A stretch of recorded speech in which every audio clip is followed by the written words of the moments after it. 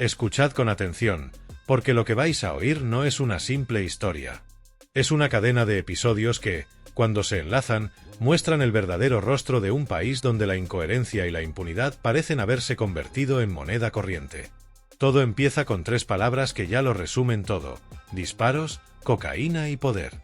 Y en medio de esa mezcla, 2 nombres que no dejan indiferente a nadie: Pedro Sánchez y Begoña Gómez.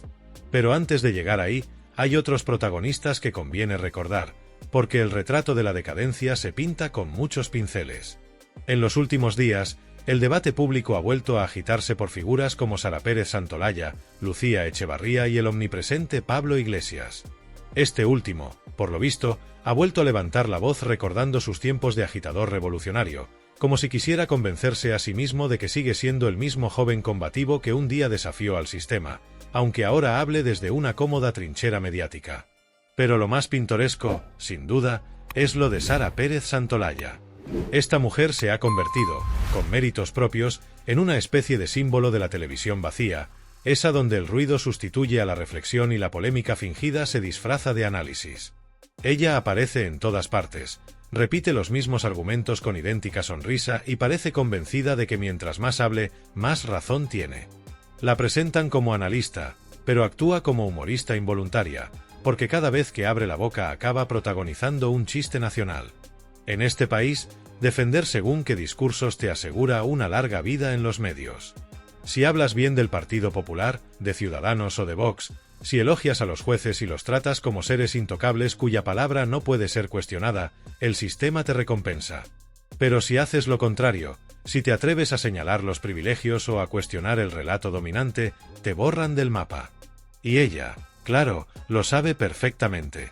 Por eso se acomoda donde hay cámara y micrófono, sin importar el contenido. Ferreras no la llamará, pero no le hace falta, ya está en todos los platós posibles. Santolaya, que participa simultáneamente en más programas de los que puede recordar, lanza discursos prefabricados a un público dócil, dispuesta a decir lo que haga falta con tal de seguir en pantalla. Lo más irónico es que acusa a otros de servilismo político cuando su propio lugar se lo debe a la misma maquinaria que critica. Cobra de los medios públicos, vive de la polémica y se victimiza a diario como si alguien la persiguiera. Es, en definitiva, la parodia perfecta de sí misma.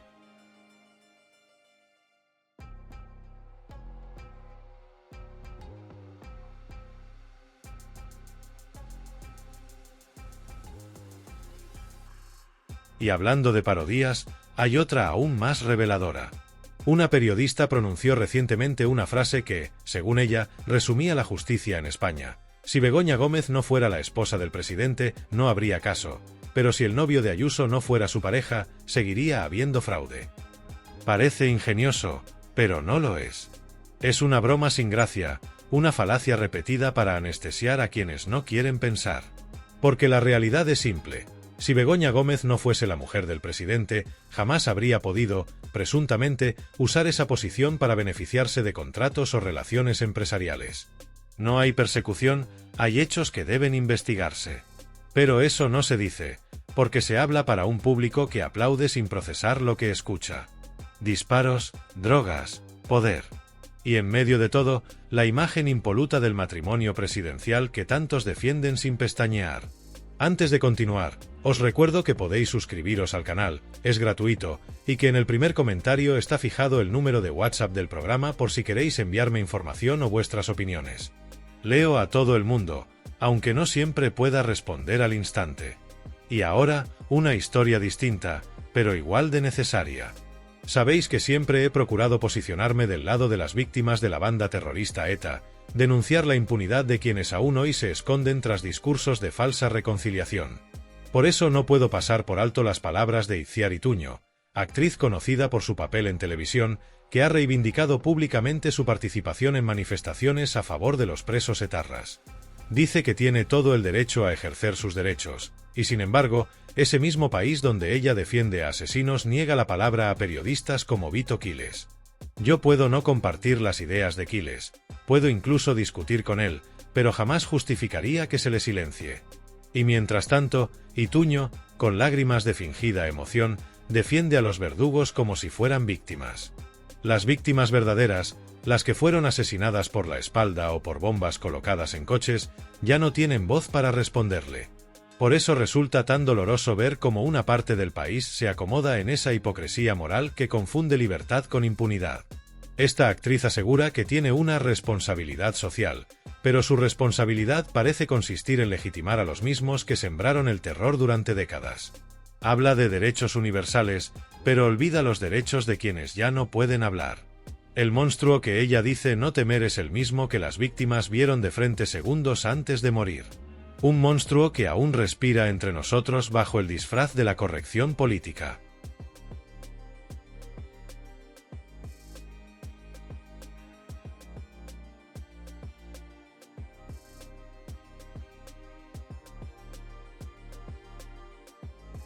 Y si hablamos de monstruos, llegamos a uno de los episodios más oscuros.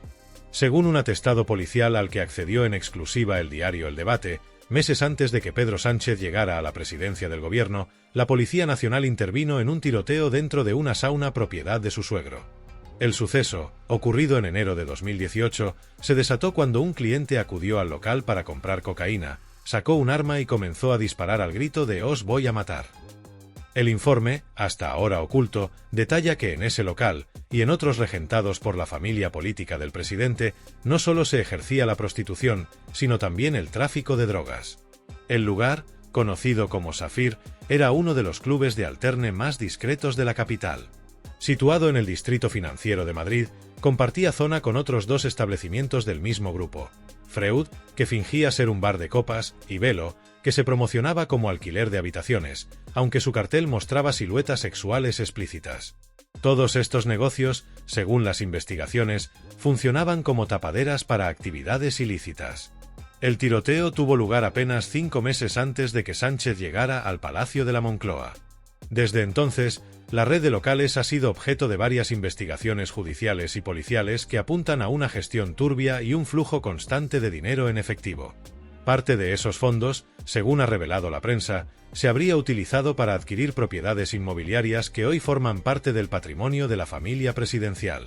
Pero claro, cuando alguien se atreve a contarlo, lo llaman fabricante de bulos o máquina de fango. Cocaína, disparos, silencio institucional.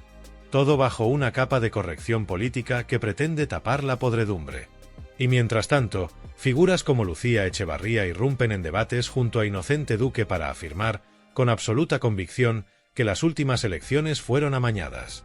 Lo dice sin titubear, con esa mezcla de dramatismo y desparpajo que caracteriza a quienes disfrutan provocando.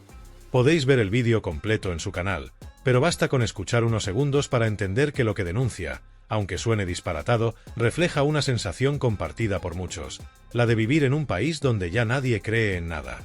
Y así, entre escándalos mediáticos, contradicciones políticas y un relato público cada vez más distorsionado, España continúa avanzando como un circo en marcha. Cada uno desempeña su papel: los que mienten, los que callan, los que aplauden y los pocos que se atreven a señalar lo evidente. Y mientras tanto, los que deberían dar explicaciones se refugian en la ironía, lanzando chistes para distraer al público. El problema es que el país ya no ríe. Solo observa, con una mezcla de cansancio y estupor, cómo el espectáculo continúa y cómo, entre risas y mentiras, la verdad se sigue pudriendo bajo los focos.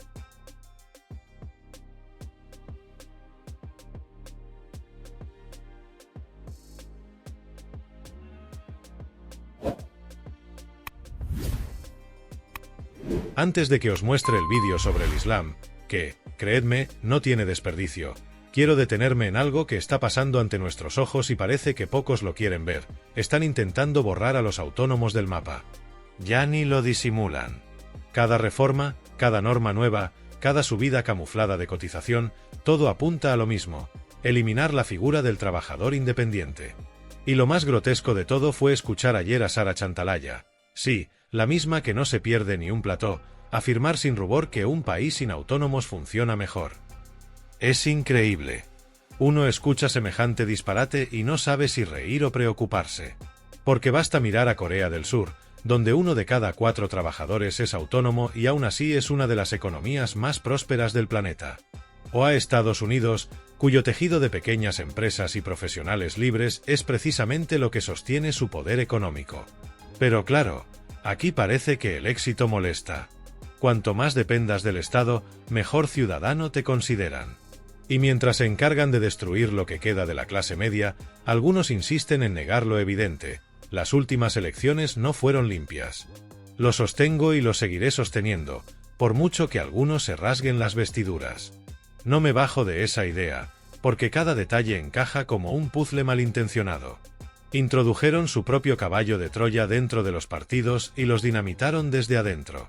Hoy mismo, el propio Emiliano García Paje ha confesado públicamente que le infiltraron espías. ¿De verdad acaba de enterarse? Uno lo escucha y no sabe si reír o compadecerlo. Parece que el presidente manchego ha descubierto ahora que dentro del propio PSOE lo vigilaban. Querido, los Reyes Magos también eran los padres. Si espiaron a medio país, ¿cómo no te iban a espiar a ti? El problema de Paje, y de tantos otros veteranos de partido, es el llamado coste emocional de inversión. Llevan toda una vida dentro de la estructura, atados a un sistema que ya no creen pero del que no pueden escapar.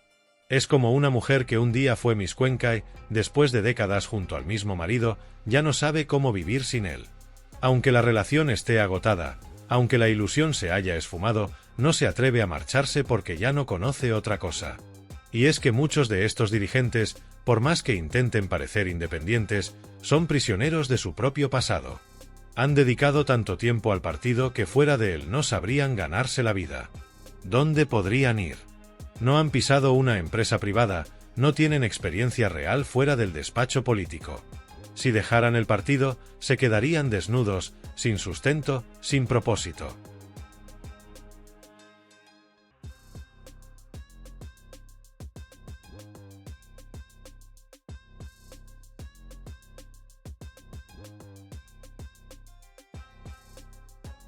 Por eso Paje juega ese doble papel tan confuso, el del crítico dentro del sistema. Se presenta como el disidente, pero a la hora de votar o dar el paso decisivo, siempre recula. Su rebeldía es una pose calculada. No le interesa cambiar nada, sino quedar bien ante los dos bandos. Y lo hace porque sabe que, si cae Pedro Sánchez, alguien tendrá que ocupar su espacio. Es el eterno salvavidas del socialismo, tener a un díscolo preparado por si el líder amado se hunde. Ahora bien, quiero preguntaros algo. ¿Creéis que Lucía Echevarría tiene razón al decir que las elecciones fueron manipuladas? ¿Y pensáis, como ella, que figuras como Paje sirven de excusa al PSOE para sobrevivir a sí mismo? Lo lanzo para que lo debatáis en los comentarios, porque el escenario es claro. El partido necesita una cara crítica dentro para conservar votantes si el líder supremo se derrumba. Así pueden decir: no todos éramos iguales. Estrategia de manual. Pero si hay alguien que ha perdido completamente la noción de la realidad, ese es Pablo Iglesias. Pablito, que parece haber olvidado su vida de burgués acomodado, ahora quiere jugar nuevamente al revolucionario. Desde su ático, clama contra los medios privados, pide controlar el Consejo General del Poder Judicial y sugiere, sin rubor, retirar las licencias a las cadenas que no le bailen el agua. Se ha convertido en una caricatura de sí mismo. Y lo más sorprendente es que aún hay quien le aplaude. Cada vez menos, pero todavía quedan focas obedientes que aplauden cada consigna. Iglesias habla de competencia y de reformar el sistema judicial para que la derecha no controle nada, pero su idea de libertad es simple: sustituir un dominio por otro. Se le olvida que la democracia no se defiende cerrando medios ni purgando jueces. Pero ahí está, pidiendo lo mismo que Maduro, disfrazado de demócrata. El discurso lo conoce bien: si tanto os gusta el mercado, asegurad la competencia en las licencias, dice. Pero cuando se trata de Televisión Española, presume de haber dejado al PP fuera del tablero. Lo dice con orgullo, como quien anuncia una victoria moral. Y lo cierto es que no hay nada más burgués que eso: controlar el relato mientras se juega a ser antisistema.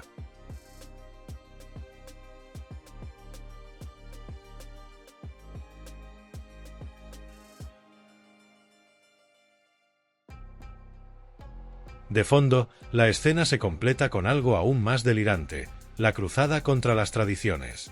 Según lo que ha publicado Willy Toledo, En algunos centros públicos ya no se celebra la Navidad, sino una fiesta de invierno, no vaya a ser que alguien se ofenda. Y la Semana Santa se rebautiza como Fiesta de la Primavera. Hemos llegado a un punto en el que renunciamos a nuestras costumbres para no molestar a los demás, mientras ellos jamás se adaptan a nosotros. Ya hay colegios que preparan menús especiales por religión, halal, kosher, vegetariano, hindú, y lo siguiente será darles un cheque para que coman fuera.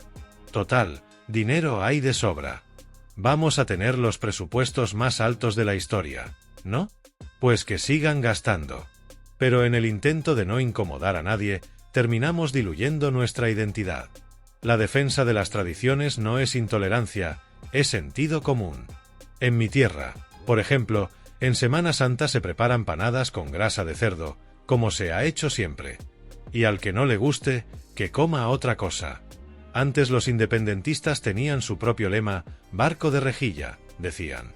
Hoy, cualquier cosa que se parezca a eso es tachada de odio. Pero defender lo propio no es odiar al otro.